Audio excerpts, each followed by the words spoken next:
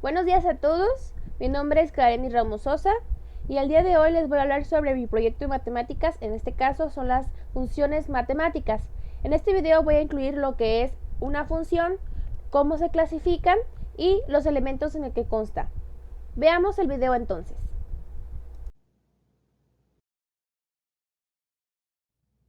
Bueno, hoy les voy a hablar sobre las funciones matemáticas. Empecemos definiéndolo. Una función es como una máquina que relaciona numéricamente elementos de un conjunto con elementos de otro conjunto. Una función se puede representar mediante un diagrama y una gráfica. Otro punto a mencionar es que el conjunto de X es el eje horizontal que representa a los elementos del conjunto de salida y el eje Y es el vertical y representa a los elementos de un conjunto de llegada. Es importante determinar si una función es una relación o si es una función.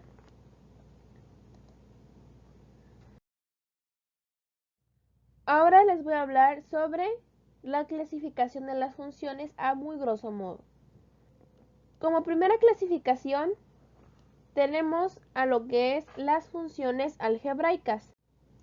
Bueno, en las algebraicas las operaciones que hay que efectuar con la variable independiente son la adición, la sustracción, la multiplicación, división, potenciación y radicación.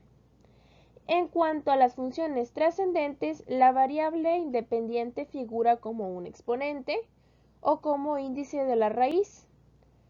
A veces también se halla afectada del signo logaritmo o de cualquiera de los signos que emplea la trigonometría.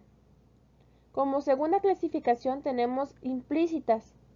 En estas, como su nombre lo dice, no se pueden obtener las imágenes de X por simple sustitución, sino que es preciso efectuar operaciones.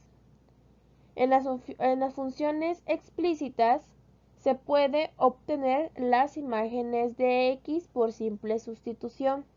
La tercera clasificación es par e impar. En las pares es si las funciones tienen simetría reflectiva a través del eje de las Y, mientras que las impares tendrán una simetría rotacional de 180 grados con respecto al origen. En nuestra cuarta clasificación tenemos las funciones continuas y discontinuas. En esta diríamos que es continua si puede dibujarse sin separar el lápiz de la hoja de papel, mientras que las discontinuas presentan algún punto en el que existe un salto y la gráfica se corrompe. En la quinta clasificación tenemos las crecientes y las decrecientes. Una función es creciente en un intervalo si se cumple que x1 es menor que x2. A medida que aumenta el valor de x, aumentará el valor de y. Pasa lo contrario con una función decreciente.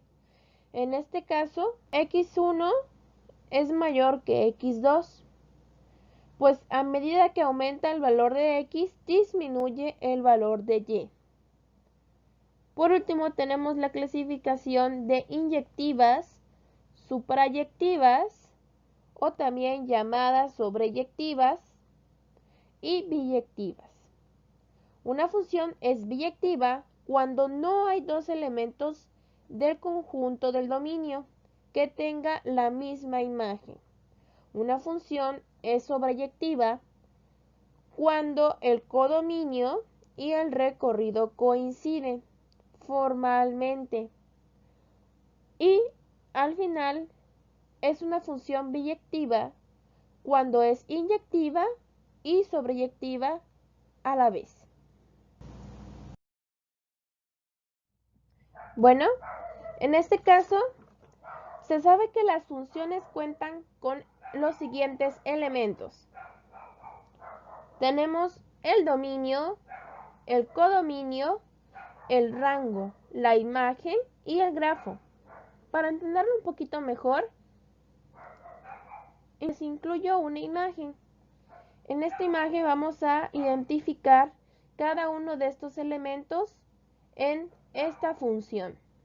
Bueno, se dice que el dominio es el conjunto de todos los elementos del conjunto de A.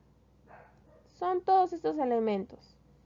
Por lo que nuestro dominio es A, B, C y D. De ahí tenemos el codominio.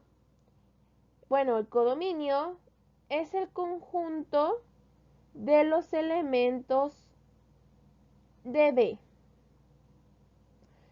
El codominio sería entonces 1, 2, 3, 4, 5, 6 y 7.